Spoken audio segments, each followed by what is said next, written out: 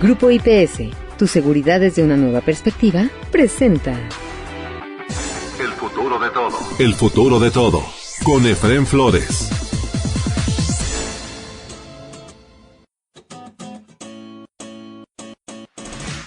Bienvenidos al Futuro de Todo, el podcast que ve hacia adelante, porque México tiene que ver ya la nueva realidad que imprime en cada uno de nosotros este maravilloso siglo XXI. Soy Efraín Flores, dándoles la más cordial de las bienvenidas a un capítulo más de El Futuro de Todo. El futuro de todo. El futuro de todo. Con Efraín Flores. Muy bien, en esta ocasión vamos a platicar acerca de lo que está pasando en el país, ¿no? Que es la situación, ¿qué pasa en términos económicos, políticos, sociales? ¿Qué pasa con los candidatos, precandidatos o precandidatos que les llaman corcholatas y que les ofensivamente para un servidor y que además están en una especie de campaña surrealista que no es campaña electoral ni de candidatos ni de precandidatos, sino es una campaña, ya sabe, de defensa de la cuarta transformación, ¿no? Y por otro lado también están los opositores que también están en defensa de la democracia, de lo que usted quiere y quiera, pero tampoco están en campaña ni hay candidatos, ni precandidatos, ni nada, pues simplemente para no violar las reglas del INE. Y el INE como que se está haciendo de la vista gorda al darse cuenta plenamente y con mucha conciencia de que se están violando todas las reglas de parte de los unos y de parte de los otros. Entonces, de todo esto y mucho más vamos a platicar con Guillermo Valdés. Él es, caramba, ¿qué le puedo decir? Analista político, especialista en sistemas de inteligencia para la seguridad y la gobernabilidad. Ha sido, por supuesto, fue director del CISEN y ha participado en muchas actividades públicas y también privadas. Actualmente es socio director y socio de Grupo de Economistas y Asociados, GEA. Y luego también está con nosotros Ricardo de la Peña, que siempre lo presento como sociólogo investigador. Pero él es premio de Economía Política Juan Oyola por el Colegio de México, doctorado honoris causa por la Comisión de Acreditación de la Calidad de la Educación, sociólogo por la Facultad de Ciencias Políticas y Sociales de la Universidad Nacional Autónoma de México.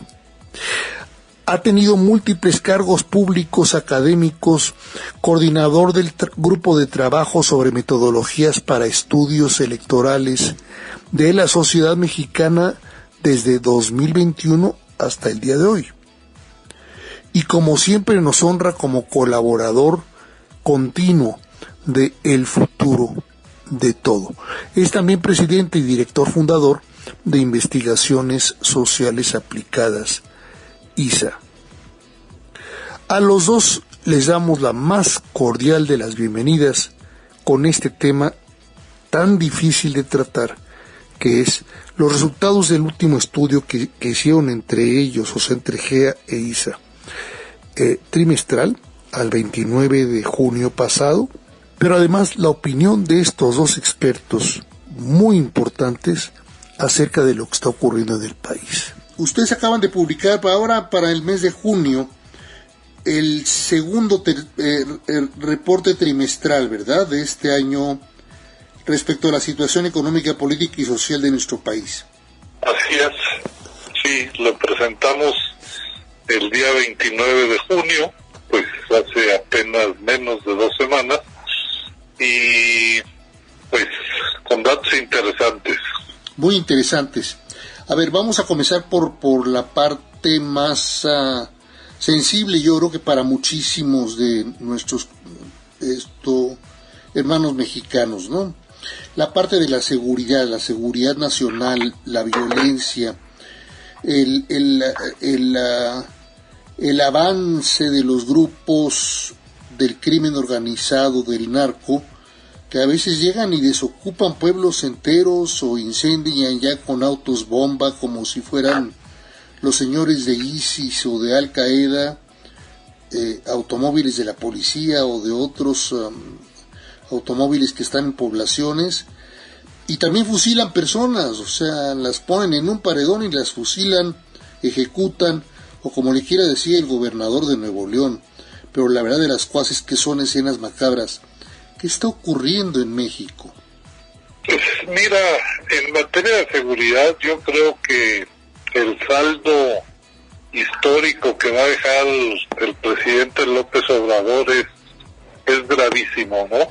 Yo creo que la política que decidió poner en práctica, si eso se le puede llamar de política, o su estrategia, de los abrazos y no balazos, lo de que la política social iba a ser el gran antídoto contra la el hecho de que los jóvenes optaran por las organizaciones criminales. Esa política de seguridad ha producido varias consecuencias muy peligrosas.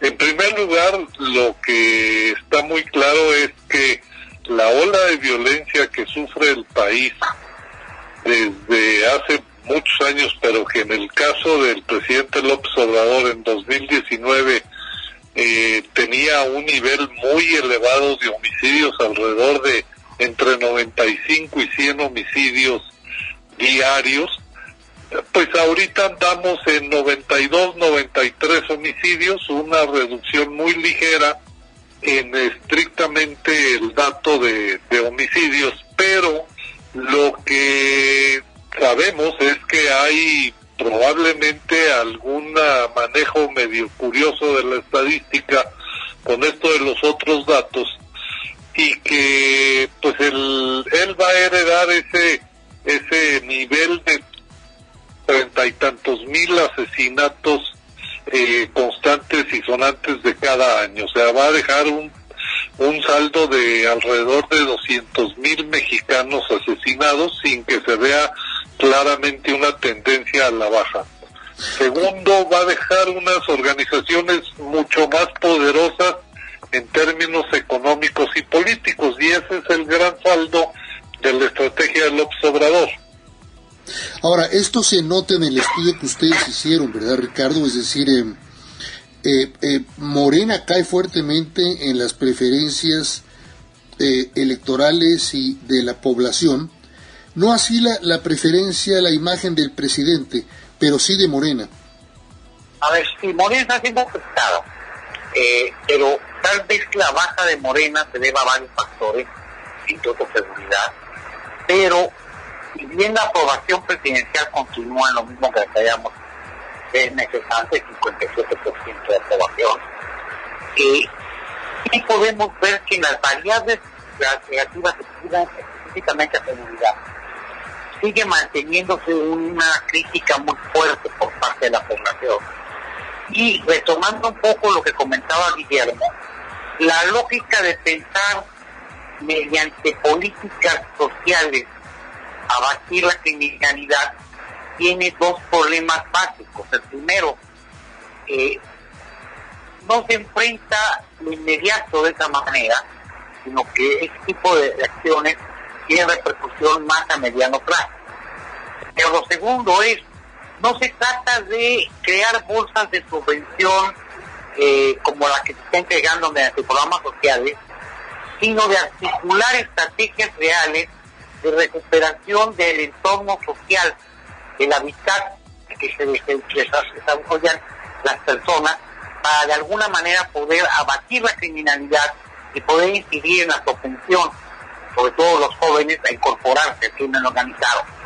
No es una política de dar recursos en una bolsa específica de becas o tal, sino es toda una estrategia de inversión y de construcción de realidades habitacionales, de espacios de vida de la población y de creación de alternativas y expectativas de vida en carriles que no vayan por el lado del crimen organizado, lo que eventualmente puede ir repercutiendo en las reducciones de la criminalidad, repito, y no en el corto plazo.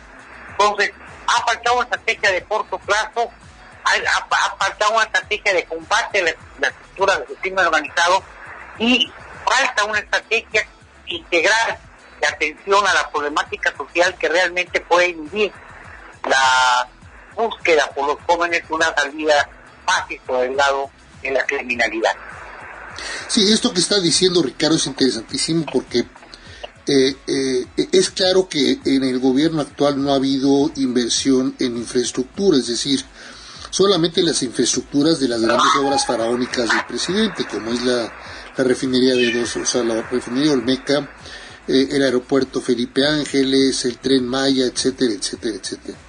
Pero no ha habido, y los gastos sociales, por supuesto, la distribución directa de dádivas sociales, que se nota más electorera que con un impacto de largo plazo en la parte social, como es el caso de la distribución económica a los adultos mayores y a los jóvenes construyendo un futuro, y que además nos está costando muchísimo dinero. Se están invirtiendo anualmente ya ahorita frioleras como de 700,000 millones de pesos en estos en esas distribuciones sociales, Guillermo.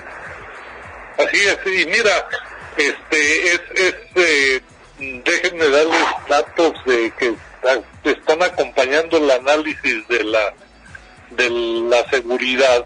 Sobre esto que estás hablando de presupuesto, la Secretaría de Seguridad Pública, donde en teoría está pues la responsabilidad de la seguridad de todos los mexicanos, ha tenido una disminución presupuestal entre 2019 y 2022 de 22% en términos reales. Y la Procuraduría, la Fiscalía General de la República, su presupuesto se ha reducido de 20,000 a 15,000 millones de pesos en 2022. Es una reducción del 25%. Ahí claramente está expresado en que la seguridad y la justicia para este gobierno no son prioridad. Y quisiera dar dos datos de la encuesta, porque son muy reveladores. Ya sabemos en todas las encuestas que si le pregunta a la gente cuál es el principal problema del país, te dicen la inseguridad y la violencia. Pero aquí hay dos datos, dos preguntas que nos hablan de las consecuencias de esta estrategia equivocada de López Obrador. La primera pregunta es la siguiente. En lo que va del sexenio del presidente López Obrador, ¿usted cree que las organizaciones criminales han crecido y se han vuelto más violentas, o al contrario han disminuido y son menos violentas? Han crecido y son más violentas. 73% de los ciudadanos estuvieron de acuerdo con ese hecho, contra 20% que dice que han disminuido. O sea, la gente está viendo este proceso de empoderamiento y de un ejercicio cada vez más violento de su actividad delictiva. Y la segunda pregunta, que es también gravísima, es: ¿usted cree que el gobierno, no solamente está la política mal y se está produciendo ese efecto negativo, sino usted cree que el presidente López Obrador está combatiendo realmente las actividades del crimen organizado o está protegiendo sus actividades? Las está protegiendo. 44% dice que las combate y 45% que las protege. Qué barbaridad, está completamente igual a la cifra de unos y otros, lo cual también te habla un poquito de la polarización que hay en la opinión de la sociedad. Así es, pero imagínate, 1 de cada 2 mexicanos piensa que este gobierno está dedicado a proteger al crimen organizado.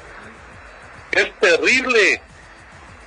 No, la imagen es tremenda a nivel nacional, y ya me imagino que estos datos ya también llegaron a nivel internacional. Entonces, pues el impacto para nuestro país es tremendo, ¿no? Y ya lo estamos sintiendo además en las inversiones famosas del nearshoring, pues no está llegando la cantidad de inversión que estábamos esperando del nearshoring para estos meses a nuestro país, ¿eh? Así es, pues es que una de las condiciones fundamentales para que haya inversión es que hay Estado de Derecho, porque si no hay Estado de Derecho, es decir, que seguridad y que se aplique y se castiga quien viola la ley o quien delinque, pues las empresas van a, pues, si pueden, escogen otro lugar más seguro, porque incurrirían en costos mayores por el problema de la inseguridad o hasta el riesgo de que te expropien o te cancelen o no te den los permisos, etcétera. Entonces, el problema de fondo que tenemos grave en este país, detrás de la inseguridad, es una ausencia enorme de Estado de Derecho. Ahora, Ricardo, es clarísimo también en el estudio que ustedes recién publicaron, el pasado 29 de junio, que también los datos registran que es claro, es obvio que la gente se da cuenta que no hay inversión, por ejemplo en infraestructura, que no hay inversión en educación, que no hay inversión en salud, y se nota en las medicinas también. Todo esto deja al país sin los principales pilares para el desarrollo de la propia sociedad de 130 millones de mexicanos. Mira, así es, aunque todavía existe un amplio segmento de población, no necesariamente mayoritario, pero sí importante, que encubre toda esta situación de ineficiencias, de incapacidades, de incompetencias. Incluso después de la fecha que hicimos la encuesta, todavía se han agudizado más en el ámbito de seguridad, con fenómenos como lo que pasó en Chiapas, de la detención de servidores públicos, en Guerrero, la toma de instalaciones públicas y carreteras por parte de movilizaciones vinculadas a crimen organizado, o en Jalisco con la explosión de artefactos explosivos en contra de personal de corporaciones policiales. En fin, ha habido un ambiente más fijado en el ámbito de seguridad, pero hay una población que no está viendo todavía, que tiene, que encubre, que obvia su perspectiva frente a toda esta situación y continúa siguiendo el liderazgo de López Obrador y de alguna manera se inclina a respaldar la continuidad de Morena en el gobierno. Sin embargo, hay otros segmentos de población que se está dando cuenta lo que llamaríamos una catástrofe que está ocurriendo, donde la economía nomás no despega, es decir, no se cae, pero tampoco despega, se mantiene en tasas muy bajas de crecimiento económico, que apenas nos está sirviendo para recuperar ese huecote que abrimos con el caso de la pandemia, que ve en la seguridad esta situación crítica deplorable que comentábamos, que también ve que la corrupción continúa en el gobierno y en todas las esferas de la vida nacional, y que de alguna manera se está encontrando que no hay un saldo favorable hacia la labor de López Obrador, y por ello se inclinaría más a respaldar opciones opositoras. Ahora, esto que dices tú, Ricardo, en este momento, particularmente lo de opciones opositoras, ya no dio tiempo en el estudio, por ejemplo, para registrar, por la fecha en la que se publicó el estudio y salió, digamos, del horno, ¿no? Ya no dio tiempo para registrar nuevos fenómenos que el propio presidente López Obrador provocó, como esa singularidad que él provocó, insisto, que es ahora Xóchitl Gálvez, ¿no? Porque Xóchitl Gálvez, él la atizó, sobre todo con la cerrazón de la puerta del Palacio Nacional, cuando ella iba con una orden judicial para poder entrar e interpelar al presidente. Ese tipo de fenómenos, lo que quiero decir es, hay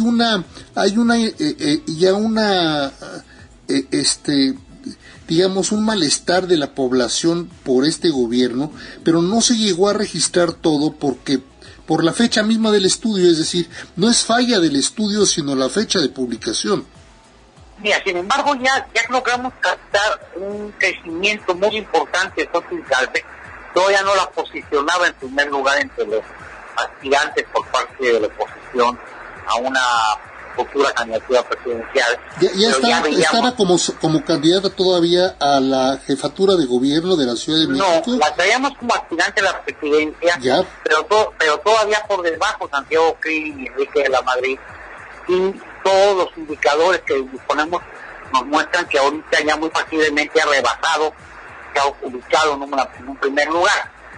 Pero al margen de ello también vemos que las pre-campañas, o como queramos llamarle, del lado de Morena, no prenden, y que cada vez que intentan o hacen algo, caen en pantanos que les puede más bien afectar en su imagen y credibilidad, y no tanto construir un basamento para la potencial candidaturas a futuro. De esta forma estamos viendo un despunte de una figura por el lado de Frente Amplio por México, el bloque opositor que reúne a PAN, PRI, PRD, y por otro lado una posición gris tibia por parte de los aspirantes por el lado de Morena y sus aliados, mientras que vemos a un movimiento ciudadano que se está quedando al margen y que su decisión, aunque la plantea posterior, pues puede ser demasiado tardía para poder entrar de lleno a la competencia, aunque seguiría pudiendo jugar el papel de un eventual pie de la balanza legislativo en caso que las dos fuerzas mayores se empaten entre ellas, no hay una clara definición de quién gana hacia algún lado. Pero ya ahorita, ya desde hecho de esta encuesta, ya veíamos posible que sería un escenario de una contienda cerrada en la cual no está nada garantizado que hayamos, por ejemplo, una intención de votos entre bloques de apenas 2 puntos de ventaja de Morena sobre el bloque opositor. Cuando hablábamos de bloques, no a nivel de partidos, a nivel de partidos todavía el hecho de que el voto opositor se separa entre PAN y PRI y tal, deja un amplio margen para Morena, pero recordemos que en la pista legislativa muy fácilmente van a ir coaligados PAN, PRI y PRD, y eso hará una sumatoria automática de sus votos para el logro de mayoría en los distritos y el reparto óptimo para posiciones en unidad de representación constitucional, lo cual puede permitir que reproduzcan el fenómeno de hace 3 años, incluso lo mejoren y que incluso puedan llegar a obtener la mayoría legislativa. Por supuesto, en estos momentos, un poco más adelante, vamos a continuar con esta entrevista tan interesante con Guillermo Valdés y Ricardo de la Peña, pero antes, 20 segundos y regresamos con ustedes aquí a El Futuro de Todo.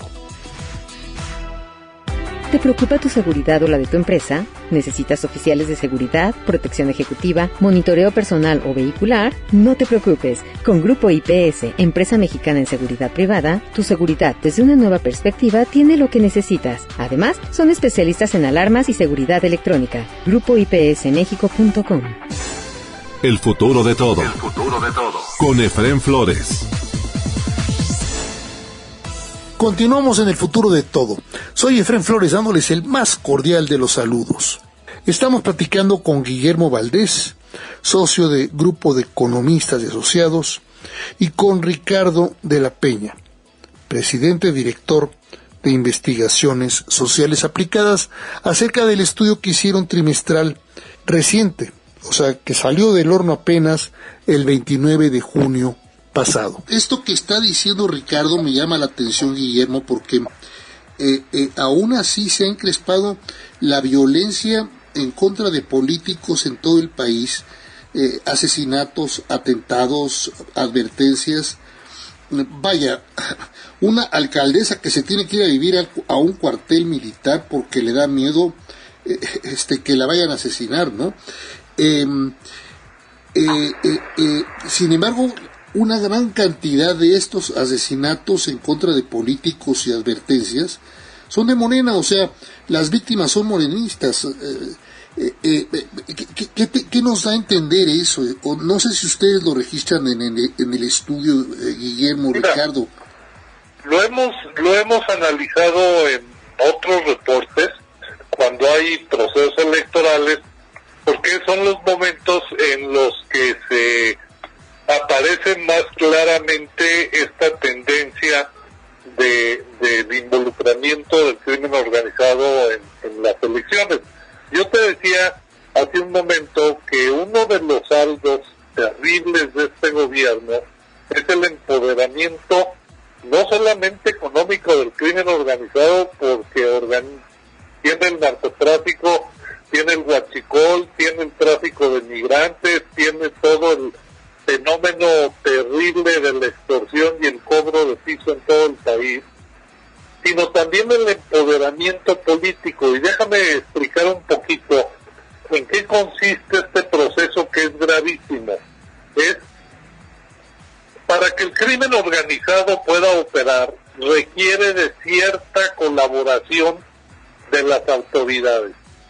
Puede ser simplemente el soborno a los policías para que se hagan de la vista gorda y no hagan nada cuando los vean. O sea, desde la tradicional compra y colusión por la vía de los pagos de sobornos, a otra cosa. Eso es digamos que el nivel más básico de involucramiento en la política y el crimen organizado.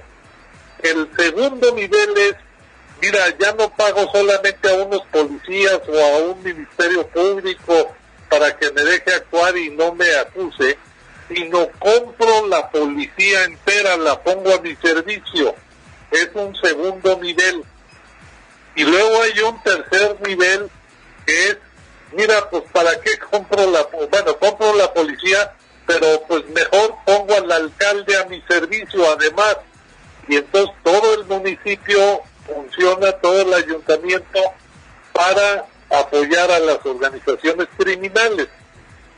Y todavía hay un proceso mayor cuando pues los narcos ya acaban siendo la autoridad, cuando eliminan a aquel presidente municipal o fiscal o secretario de seguridad, etcétera, que les estorba o que no les hace caso, y entonces mandan la señal de que quien manda realmente son los criminales.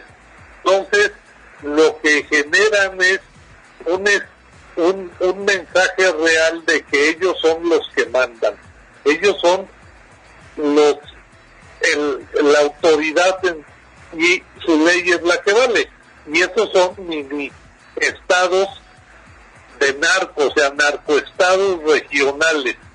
Y en ese sentido lo que estamos viendo es que las elecciones próximas de 2024 van a ser otra gran oportunidad en la que las organizaciones criminales van a utilizar no solamente la violencia y la amenaza para someter a candidatos, sino que seguramente van a repetir lo que hicieron por primera vez en 2021, que fue operar abierta y descaradamente el día de la elección, el día de las elecciones, para facilitar el triunfo de los candidatos de Morena. O sea, ya convertidos en operadores políticos a la luz pública. Y esto, pues es otra vez reforzar el mensaje de que ellos son los amos y que ellos gobiernan y que no estamos sometidos a la Constitución, sino al imperio de la violencia y de sus antojos. Entonces, este empoderamiento político es gravísimo, porque nos deja a la sociedad y a los ciudadanos completamente indefensos. Sí, lo estamos viendo ya, o sea, en asesinatos, matanzas, donde ahí están cerca cuarteles y llega la policía, llegan los soldados, la Guardia Nacional, 1 hora, 2 horas después de que fue la matanza. Ahora, viendo la costa, toda la costa del Océano Pacífico mexicano, por ejemplo, desde Chiapas hasta Baja California, prácticamente ya tienen ahí un gran control, una gran ascendencia, vamos a llamarle así, los grupos del crimen organizado, en particular grupos como el cártel del Pacífico, ¿no? el cártel Jalisco Nueva Generación también, que están peleando, como lo estamos viendo claramente en Chiapas, y eso aparece en el estudio de ustedes. Me brincó mucho, Ricardo. El gran problema que tenemos de lo que está diciendo Guillermo para el próximo año, en las elecciones del 2024, puede ser que esta situación de inseguridad impulse más, provoque más, que el peor enemigo de la sociedad sea el voto ausente, es decir, el que la gente no quiere llegar a la urna por miedo a que la urna sea balaceada, sea tomado por los narcos, o simplemente no haya Estado de Derecho en esa zona del país que garantice el que por más cerca que esté la urna, pues yo no quiero salir de mi casa. ¿Es correcto esto, Ricardo? Mira, hasta 2020 el panorama electoral en torno a la influencia que pueda tener el clima aumentado iba más en este sentido, en la inhibición del voto ciudadano por temor a la violencia.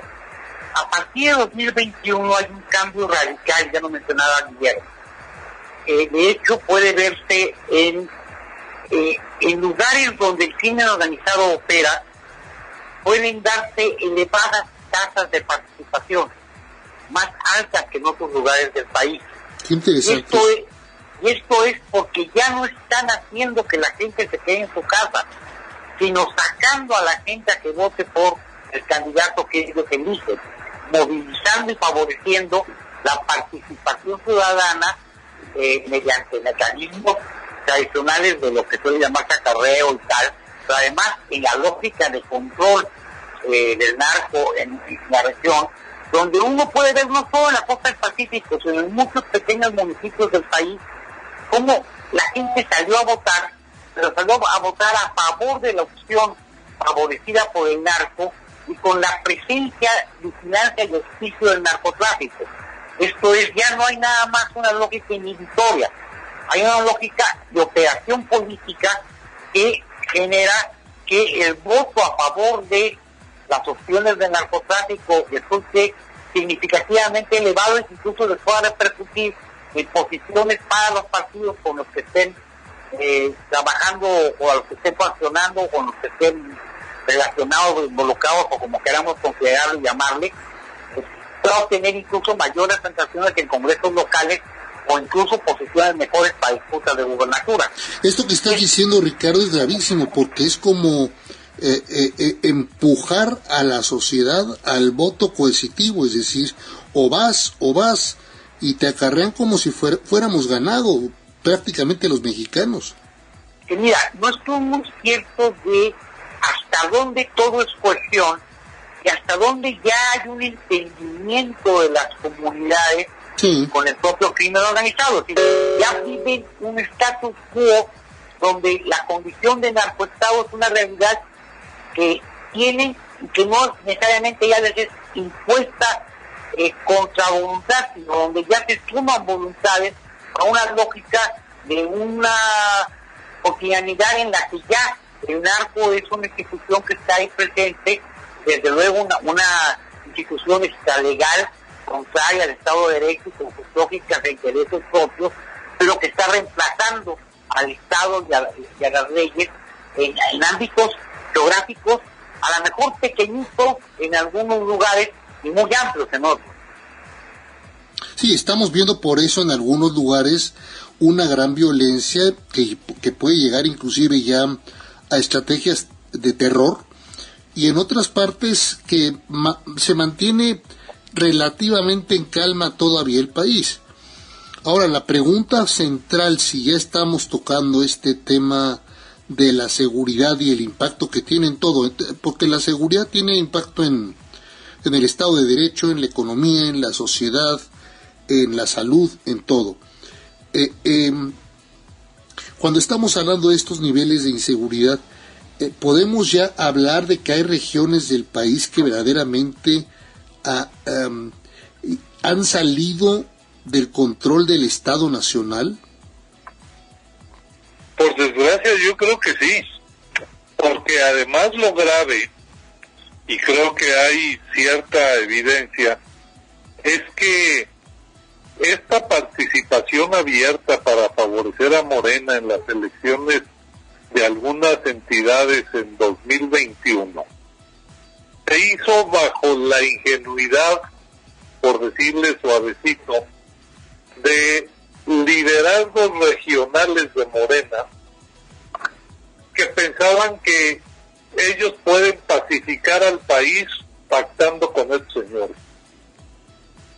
Y pues los resultados los hemos visto, o sea, es pura ingenuidad pensar que si tú pactas con una organización criminal, ellos van a respetar el pacto y van a portarse bien. Eso es cuento de niños, y lo que estamos viendo es exactamente lo contrario. O sea, tú cría cuervos y te van a sacar los ojos, y por eso muchos alcaldes morenistas están escondiéndose en los cuarteles, y por eso muchos gobernadores ya no pueden y están tirando la toalla, y entonces lo que tenemos de facto pues son estados sacados del control de las autoridades electas democráticamente, y quienes son los amos y los dueños de territorios y de sectores económicos, regiones económicas, áreas productivas, etcétera, es el crimen organizado.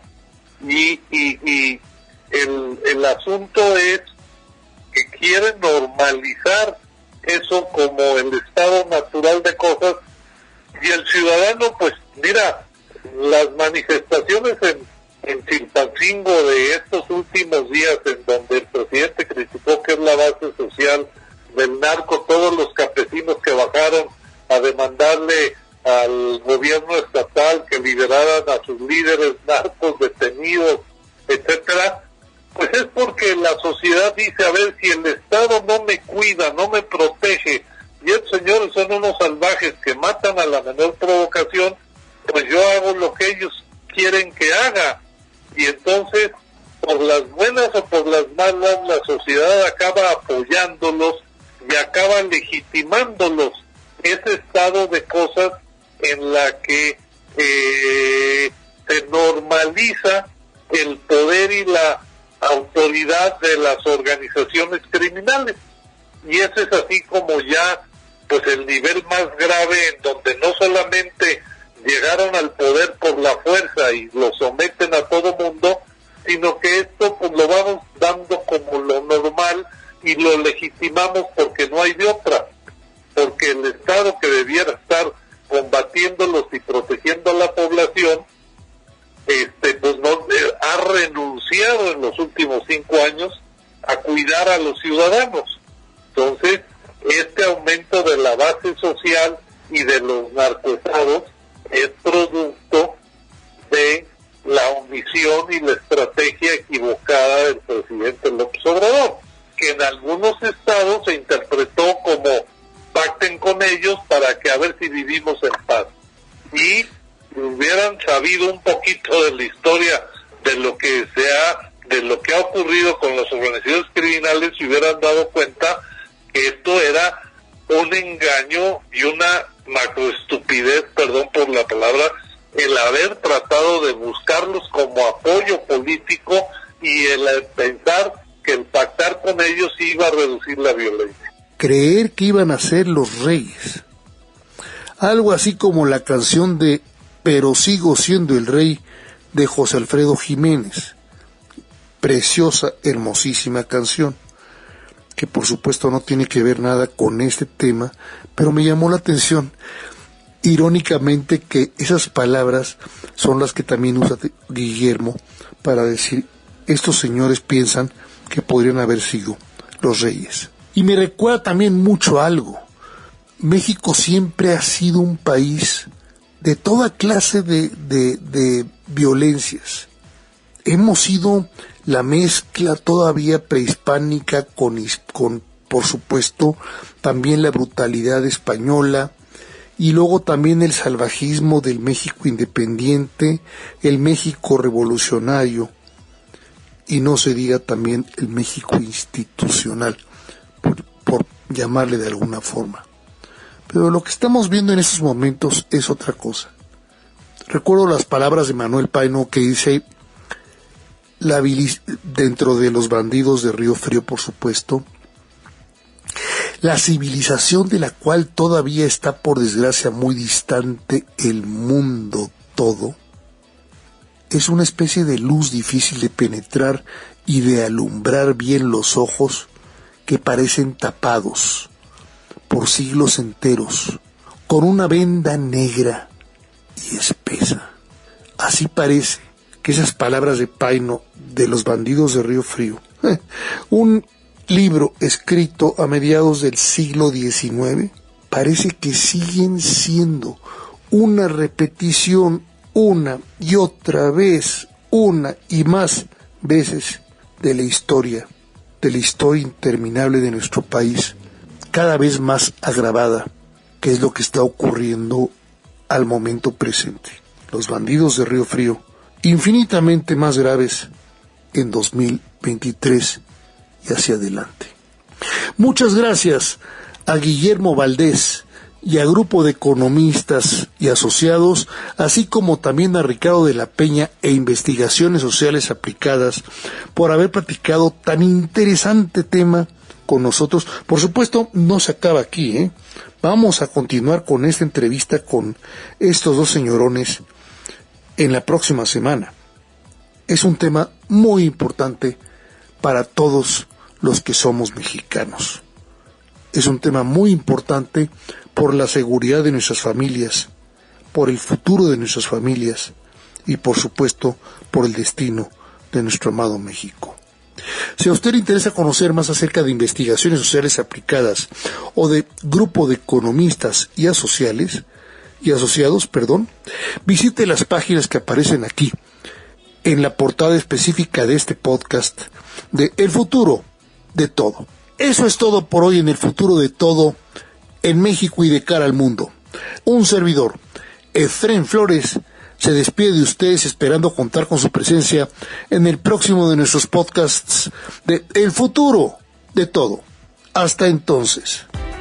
Grupo IPS, tu seguridad desde una nueva perspectiva, presentó El Futuro de Todo. El futuro de todo. Con Efrén Flores.